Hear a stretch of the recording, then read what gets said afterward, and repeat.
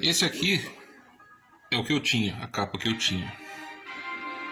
Carimbo invendável, tá? E aqui é a gambiarra, né? Porque tava rasgado aqui.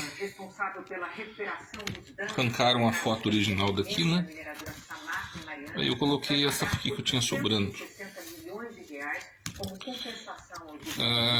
Olha a data que eu comprei isso aqui. 14 de maio de 93. Caramba, 27 anos. Olha que legal que ficou a nova.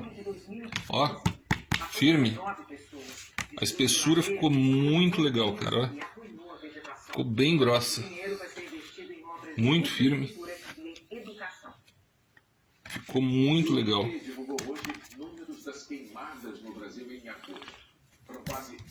Abrindo e fechando, beleza.